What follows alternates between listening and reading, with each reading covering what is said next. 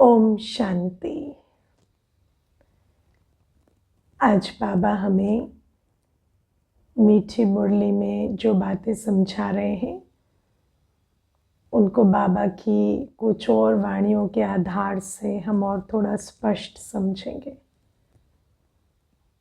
बाबा ने हमें बताया है कि जब बाबा आते हैं तो बाबा 3 गिफ्ट हम बच्चों के लिए लाते हैं।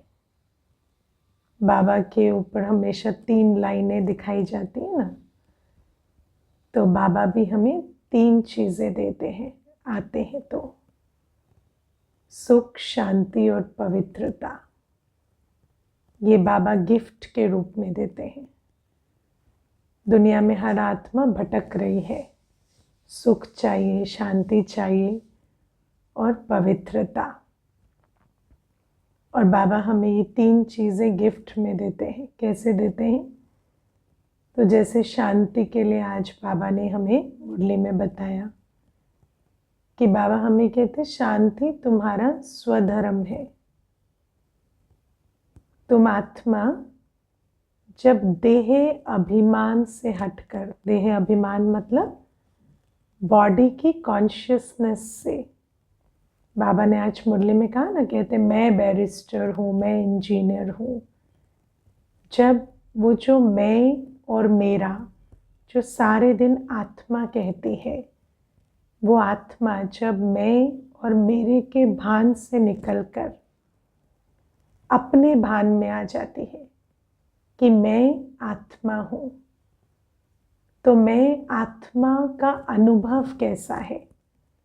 जैसे आप देखो कितनी इंटरेस्टिंग चीज़ है कि हम दुनिया में जब कहते हैं मैं एक स्त्री हूँ, तो स्त्री होने का अनुभव क्या है हमें मालूम है।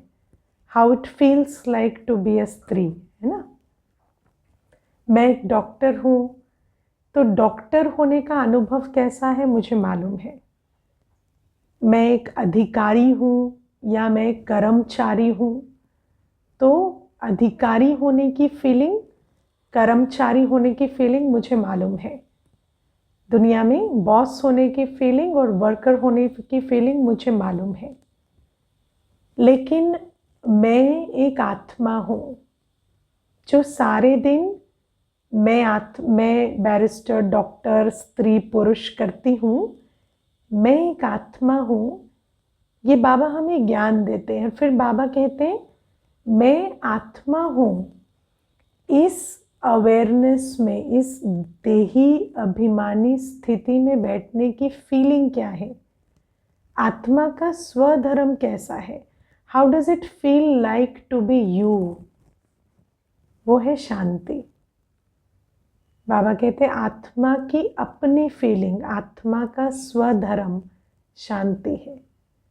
जब आत्मा अपने धर्म में स्थित हो जाती है तो उसको बहुत शांति का अनुभव होगा, क्योंकि आत्मा का अपना स्वधर्म शांत है। और ये जो ज्ञान बाबा हमें आत्मा की शांति के बारे में देते हैं, जब हम इस ज्ञान के स्वरूप में स्थित होते हैं तो शांति बहुत इजी हो जाती है। शांति कितनी दूरी पे हो गई? एक संकल्प कि मैं एक आत्मा हूँ और मेरा स्वधर्म शांत है, इतनी ही दूरी पे शांति है, कोई ज़्यादा बड़ी बात नहीं हुई। पहले हम कहते थे शांति चाहिए, शांति के लिए यहाँ भटकना है, वहाँ भटकना है, लेकिन अब शांति इतनी ईजी हो गई। ऐसे ही बाबा कहते हैं सुख। पहले सुख कितना मुश्किल था।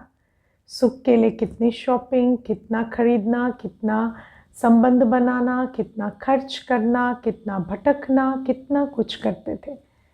अब बाबा कहते सुख कैसे मिलता है? सुख बाबा ने दिया ज्ञान के आधार से। जब भी हम किसी व्यवहार के बीच में आते हैं, दुख कैसे होता है आत्मा को? परिस्थितियों के बीच, व्यवहार के बीच, है ना। तो जब परिस्थितियां आती हैं तो बाबा ने हमें ड्रामा का ज्ञान दिया कि ये जो ड्रामा की सीन है, ये तो एक छोटी सी सीन है, लेकिन अगर आप पूरे सृष्टि चक्र को याद करें तो हर सीन कितनी सुंदर रही है ना। 2500 वर्ष से तक तो हम स्वर्ग में ही थे, और फिर बाबा कहते ड्रामा की वर्तमान सीन को नहीं देखो, त्रिकालदर्शी होकर बैठो, तीनों कालों को याद करो, पूरे ड्रामा को याद करो, तो कैसे बन जाते हैं सुख स्वरूप। इसके बाद बाबा कहते हैं ये पॉइंट याद रखो कि हर आत्मा अपने संस्कारों के वश है। वो आपको दुख नहीं दे रहे, वो दुख के संस्कारों के वश कर्म कर रहे हैं। तो जो दुख तुम उनसे लेते थे कि वो तुम्हें दे रहे हैं या तुम्हें कह रहे हैं, वो दुख के वश अब तुम नहीं बनोगे, क्योंकि तुम्हें समझ आ गया है वो दुखी है तो वो अपने संस्कारों के अधीन कर्म कर रहे हैं। तो दुख की लेन देन खत्म हो गई। फिर बाबा कहते तीसरी बात, सुख की, खुशी की सबसे बड़ी बात, दुनिया में प्राप्ति और खुशी को बहुत जोड़ते हैं कि प्राप्ति हुई तो खुशी होगी। तो हमेशा याद रखो मैं वो भाग्यवान आत्मा हूँ जिसको स्वयं भगवान मिल गया। इससे ऊंची, इससे श्रेष्ठ तो कोई प्राप्ति है ही नहीं। तो ऐसी सर्व प्राप्ति संपन्न आत्मा जिसको स्वयं भगवान मिल गया, वो सदा सुख स्वरूप रह सकती है। तो बाबा ने हमें स्मृति के आधार से सुख की स्थिति बनाना सिखाया।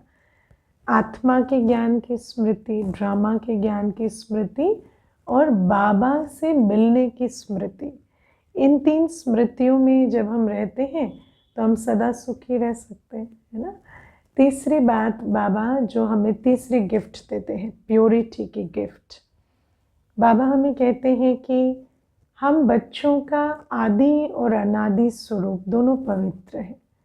तो बाबा कहते हैं कोई तुम्हें बहुत मेहनत नहीं करनी है पवित्र बनने के लिए, तुम्हें सिर्फ याद करना है जब मैं परमधाम में थी तो मेरे अंदर और कोई संस्कार ही नहीं था, वाचा में आने का भी संस्कार नहीं था, सिर्फ शांति और पवित्रता, दो संस्कार थे, है ना, स्थिरता की अवस्था, प्योरिटी। और जब मैं सतयुग में थी तब भी मेरे अंदर कोई भी अशुद्ध संस्कार नहीं था। वहाँ पर भी उठना, सोना, संबंध, तन, धन सब था, सब कुछ था। आत्मा के पास शरीर भी था, आत्मा के पास संबंध भी थे, आत्मा के पास धन भी था, सब कुछ था। लेकिन वो सब कुछ होते हुए भी मैं कैसी थी? संपूर्ण पवित्र। मेरे अंदर न काम, न क्रोध, न लोभ, न मोह, न अहंकार। और जीवन जीने की वो कला मेरी स्मृति के अंदर है। और जितना जितना हम याद करेंगे कि यही बात सतयुग में होती, जहाँ पर मेरे अंदर कोई विकारी संस्कार ही नहीं है, तो मैं कैसे रिस्पॉन्ड करती, है ना। तो देखो आज भी देवी देवताओं के चित्रों के सामने जाते हैं, वहाँ भले ही दुख से जाएं, भले ही कंप्लेंट करें, कभी कभी उल्लहने भी दे देते हैं, है ना। कभी कभी कहेंगे कि आपका ही दोष है जो हम इतने दुखी हैं। लेकिन हम जानते हैं कि हमारी एक्सपेक्टेशन बुद्धि में क्या है कि देवता या देवी के चित्र के जो चेहरा है उसमें कभी भी मुस्कान गायब नहीं होगी, ये बातें देखकर। क्यों? क्योंकि हमें मालूम है कि आत्मा का आदि स्वरूप कैसा है। आदि स्वरूप में पवित्रता, हर्षित मुक्ता सदा है। कर्मों के अंदर, चेहरे के अंदर, बॉडी लैंग्वेज में हर्षित मुक्ता सदा रहेगी। तो बाबा हमें कहते हैं कि ये जो स्मृति बाबा हमें दिलाते हैं कि चलो आज तो हमारा वर्तमान स्वरूप कैसा भी हो गया, लेकिन हम अपने आदि अनादि स्वरूप में संपूर्ण पवित्र आत्मा, हम ऐसी पवित्र आत्मा की स्मृति, हमारे बोल, हमारे कर्म कैसे होंगे। तो बाबा ने हमें ये बताया है कि जब हम आत्माएं सतयुग में हैं तो हमारी दृष्टि में सदा भाई भाई की दृष्टि रहती है, क्योंकि हमें मालूम होता है कि हर एक जो यहाँ है इनसे कोई एक्सपेक्टेशन नहीं है। हम साथ साथ रहते हैं, पर कोई किसी से कोई एक्सपेक्टेशन रखे वो बात नहीं रहती। हमारे बोल में सदा नम्रता और मधुरता रहती है ना, प्रसन्नता और मधुरता, है ना। और कर्मों में नम्रता और संतुष्टता, ये जो गुण है सतयुग के गुण जो हमें बाबा ने स्मृति में दिलाए कि हर आत्मा के अंदर ये दैवी गुण होते हैं, उन गुणों का आज हम स्मृति स्वरूप बने तो हम कैसे बन जाते हैं? संपूर्ण पवित्र। तो बाबा ने खुशी, शांति और पवित्रता जो दुनिया में बहुत मुश्किल समझते थे, खुशी और शांति को तो मुश्किल समझते थे पर फिर भी पॉसिबल समझते थे, प्योरिटी को तो इम्पॉसिबल समझते थे, बाबा ने इसे बहुत इजी बना दिया हमारे लिए। आज की मुरली में भी बाबा बार बार स्वधर्म में स्थित होकर शांत रहना, ये कितना इजी है, ये अंडरलाइन करा रहे हैं बाबा। अब बाबा हमें कहते हैं कि ऐसी जो पवित्र आत्माएं हैं वो पवित्रता के फाउंडेशन से क्या बन जाती हैं? स्वराज अधिकारी।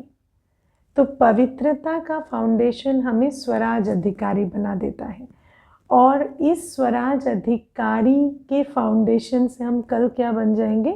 विश्वराज अधिकारी। तो पहले आती है पवित्रता, और पवित्रता समझ आई कि पवित्रता आएगी कैसे।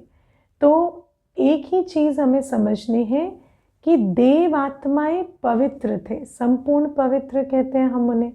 तो संपूर्ण पवित्र स्टेज में उनका उठना, बैठना, खाना पीना, चलना, बोलना, सोचना कैसा था?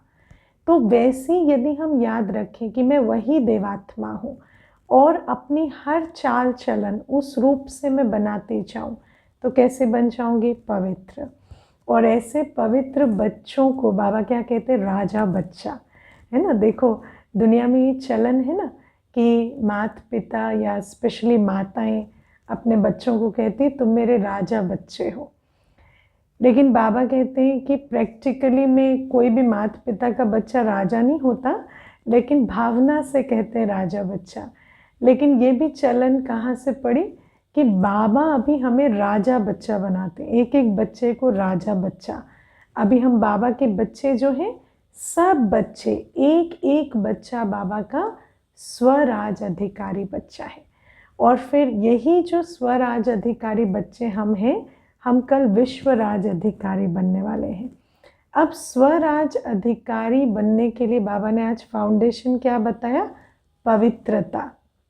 और जो ऐसी पवित्र आत्मा होती है जिसके चलन, स्मृति, वृत्ति, दृष्टि, जीवन पवित्र है, पवित्र माना वस्तु, व्यक्ति, वैभव के खींच से परे है, ऐसी पवित्र आत्माएं अधीन नहीं होती, अधिकारी होती हैं, स्वराज अधिकारी होती हैं। तो अधिकारी कभी कमज़ोर नहीं हो सकता। आजकल हम लोग लीडरशिप के प्रोग्राम्स कराते हैं ना, तो लीडरशिप किसकी क्वालिटी है? लीडरशिप पावरफुल की क्वालिटी है। अगर अंदर से पावरफुल नहीं है, एम्पावर्ड सोल नहीं है, तो लीडर नहीं बन सकते।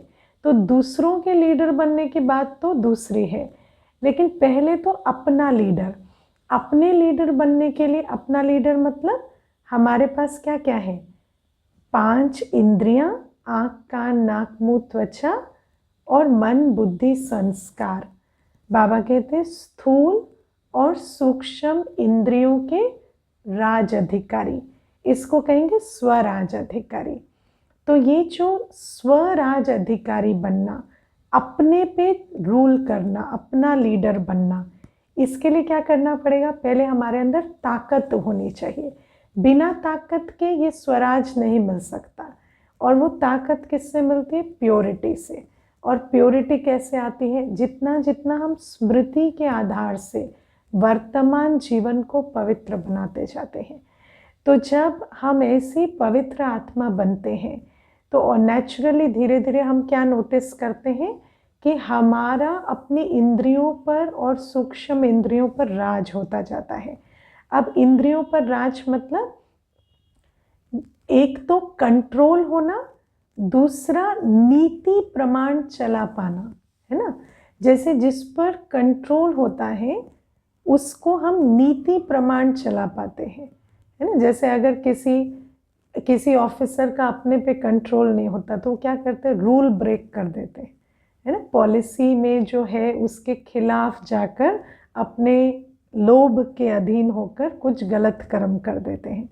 ऐसे ही बाबा कहते हैं जो आत्माएं सेल्फ कंट्रोल में है, जो आत्माएं पवित्रता की ताकत से भरी हुई हैं, वो कभी भी रूल ब्रेक नहीं करती। तो आँखों का नियम, कान का नियम, मुख का नियम, है ना, इंद्रियों का नियम जो है उसको हम हमेशा नियम और संयम से चला सकें, ये पावर एक पवित्र पावरफुल आत्मा में आ जाती है। और आँखों का नियम क्या है? सदा शरीर को देखते हुए भी आत्मा को देखना। लेकिन ये कौन कर पाएगा? जो पवित्र आत्मा है ना, उसके अंदर ये पावर होगी। कानों का नियम क्या है? किसी की कैसी भी बात सुन रहे हैं, है ना, उसको शुभ भावना से सुन पाना, कंपैशन से सुन पाना, कंपैशनेट हियरिंग। या किसी का व्यर्थ बोल भी चल रहा है, लेकिन हम उसको मैं क्या दे सकती हूँ बाबा से लेकर, उस भावना से सुनना, इरिटेट ना होना, लेकिन उस भावना से सुनना। और कितना सुनना है, कैसे सुनना है, परख कर सुनना। वो भावना किसके अंदर आ पाएगी, या कैसे वो सुनने का जो संयम या नियम है वो मान सकेंगे? जब आत्मा के अंदर पवित्रता होगी। मुख से कैसे बोल बोलने हैं, हम कहते हैं ना, ये निकल गया मुख से। अभी हम तो नहीं कहेंगे, लेकिन दुनिया में ये बात बहुत बार मुख से सुनने को कईयों के मिलती है कि हम ऐसा कहना नहीं चाहते थे पर हमारे मुख से निकल गया। तो बाबा कहते हैं जो स्वराज अधिकारी आत्मा होगी उसके मुख से वैसे तो कभी कुछ निकल जाए ऐसा नहीं होगा, प्लस वो जब भी कोई बोल बोलेगी तो बोल समर्थ होंगे। वो बोल दूसरी आत्मा को ताकत, हिम्मत भरने वाले, ऊंचा उठाने वाले बोल होंगे। तो बाबा कहते ऐसे ही ये जो स्थूल इंद्रियां भी हैं, हाथ क्या छुए, है ना, या क्या कर्म करें, या पैर कहाँ चल कर जाएं, ये सारे निर्णय एक आत्मा जो पवित्र है वो संयम नियम, ईश्वरीय नियम, ईश्वरीय मर्यादाओं के अनुसार अपनी इंद्रियों को चला सके। मुख क्या खाए, है ना, उसका भी हम निर्णय ले सके। तो बाबा कहते ऐसे परख कर, निर्णय लेकर, संयम नियम से हर इंद्रियों के द्वारा सेवन करने वाले, इंद्रियों के द्वारा भोगने वाले नहीं, इंद्रियों के द्वारा श्रेष्ठ कर्म करने वाली ऐसी पवित्र आत्माएं होंगी। और फिर बाबा हमें कहते मन, बुद्धि, संस्कार। मन क्या करता है? संकल्प उत्पन्न करता है और भावना उत्पन्न करता है। तो बाबा कहते किसी भी परिस्थिति में किस प्रकार का संकल्प मेरा मन उत्पन्न करे, कैसी भावना इमर्ज करे, वो संकल्प, वो भावना यथार्थ हो। वो संकल्प और भावना रिएक्शन के आधार से नहीं, लेकिन जो मुझ आत्मा को जो डायरेक्शन है, जो मत मिली है बाबा से कि किसी भी परिस्थिति आत्मा को क्या देना है, उस आधार से मेरे संकल्प चले। या बुद्धि भी एक्यूरेट निर्णय कर सके, है ना। कई बार निर्णय करने के बाद, आप में से कौन कौन है जो निर्णय करने के बाद रिग्रेट करते हैं कि ऐसा नहीं कहना था, ऐसा कहना था, ऐसा नहीं बोलना था, ऐसा बोलना था, ऐसा नहीं करना था, इस परिस्थिति में ऐसा करते तो अच्छा होता। लेकिन बाबा कहते जो पवित्र आत्मा है वो जब भी निर्णय लेगी तो एक्यूरेट निर्णय होगा, और कभी भी उसको अपने निर्णय को बाद में विचार करने से ऐसे संकल्प नहीं आएंगे कि ये निर्णय गलत हो गया। और बाबा कहते इसके बाद संस्कार। अब हमें ये मालूम है कि सतयुग से हम जो आत्माएं चलती चली आ रही, हमारे अंदर पूरा स्पेक्ट्रम है संस्कारों का, है ना। हमारे अंदर अति पवित्र संस्कार भी हैं और अति मलिन भी हैं। लेकिन इस पूरे स्पेक्ट्रम में से कौन से संस्कार एक्टिवेट होंगे, कौन सा संस्कार यूज़ होगा या इमर्ज रहेगा, वो हमारी स्थिति पर है ना। जैसे स्थिति वो स्विच है जो चूज़ करती कौन सा संस्कार एक्टिवेट होगा। तो जो पवित्र आत्मा है उसके पवित्र संस्कार, शांति के, सुखदाता के संस्कार, शुभ भावना, शुभ कामना संपन्न के संस्कार, एक्यूरेट कर्म करने के संस्कार, ये संस्कार इमर्ज रहेंगे। तो बाबा कहते ऐसे जो स्वराज अधिकारी होते हैं ना, वो इस समय पर बेफिक्र बादशाह बन जाते हैं। क्योंकि देखो, जब हम राजाई कर रहे हैं तो हमारी कोई बादशाही होनी चाहिए। तो बाबा कहते हैं स्वराज अधिकारी के पास कौन सी बादशाही होती है? बेफिक्र की बादशाही। क्योंकि जिसकी इंद्रियों से या सूक्ष्म इंद्रियों से कभी कोई विकर्म नहीं होता, वो कभी फिक्र नहीं करेगा। सबसे बड़ी गिफ्ट जो संगम युग में हमें बाबा देते हैं वो है बेफिक्री की गिफ्ट, है ना। दुनिया में हर किसी को चिंता लगी पड़ी है, लेकिन बाबा हमें कहते हैं कि जो निश्चय बुद्धि है, निश्चय बुद्धि मतलब जो बाबा की श्रीमत पर चलने वाले हैं, पवित्र बनने वाले हैं, उनको बाबा क्या दे देते हैं? बेफिक्र बादशाह का ताज दे देते हैं।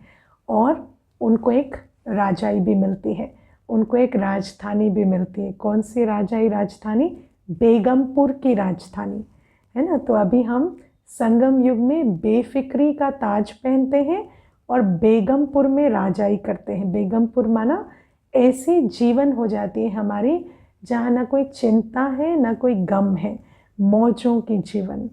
और बाबा कहते हैं ऐसे जो पवित्रता के फाउंडेशन से स्वराज अधिकारी बनने वाली आत्माएं हैं वो कल विश्व राज अधिकारी बनती हैं। और बाबा ने आज विश्व राज अधिकारी के बारे में भी हमें बहुत सारी बातें बताई है ना, कि सतयुग में जब हम राज्य करेंगे तो उस राज्य में कभी भी ऐसा नहीं होगा कि हमें किसी वजीर से सलाह लेनी पड़ेगी। हर आत्मा के अंदर एक्यूरेट निर्णय शक्ति होगी और राजा भी जो है वो एक्यूरेट निर्णय ले सकेंगे प्रजा के लिए। तो बाबा हमें कहते हैं कि इस समय पर परख शक्ति, निर्णय शक्ति तो समझ लिया कि आत्मा धारण करती है बाबा के साथ योग युक्त होकर, लेकिन इसके अलावा एक और शक्ति है। अभी जैसे हम परिवार में चलना सीखते हैं, इसीलिए बाबा हमें भगवान तो मिलता ही है लेकिन वो हमें एक परिवार भी देता है। क्योंकि इस समय जब हम परिवार की भावना से चलते हैं, आपको याद है ना, इस संडे की नहीं, पिछले संडे की वाणी बाबा ने हमें याद दिलाया था कि परिवार के साथ भी वैसा ही स्नेह हो जैसा बाप के साथ है। तो फिर परिवार के साथ चलना हमें आएगा, क्योंकि स्नेह जहाँ होता है, जहाँ फेथ होता है, वहाँ मिसअंडरस्टैंडिंग ख़त्म हो जाती है। और जब हम ऐसे स्नेही बनकर परिवार में चलना सीखते हैं तो कल हमें राज्य जब हम चलाएंगे ना सतयुग में, तो वो भी हम राजा के हिसाब से नहीं, परिवार के रूप से चलाएंगे।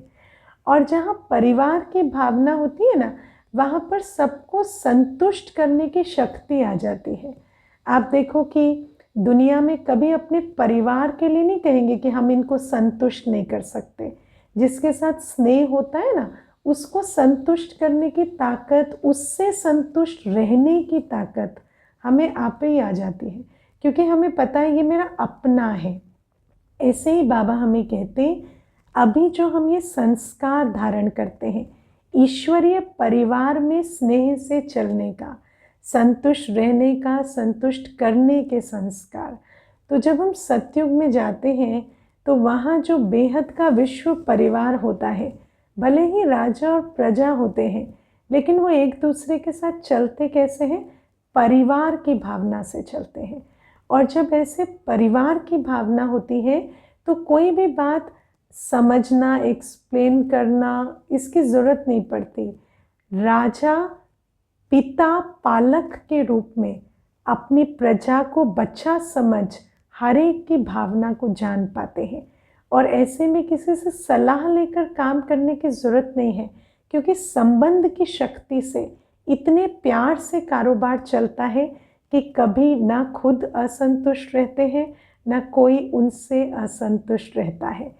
तो बाबा हमें संगम युग की राजनीति और सतयुग की राजनीति समझा रहे हैं, है ना। क्योंकि राज्य करने की नीति क्या है? इस समय इंद्रियों पर राज करेंगे, इस समय बाबा की श्रीमत पर चल हर आत्मा के साथ स्नेह का संबंध बनाएंगे परिवार में, तब सतयुग में राजनीति हमें सीखनी नहीं पड़ेगी। सतयुग में राज्य करने के संस्कार हम इसी समय धारण कर जाएंगे। तो आज की जो मुरली है ये इन बातों को स्पष्ट करती है। ठीक है। ओम शांति।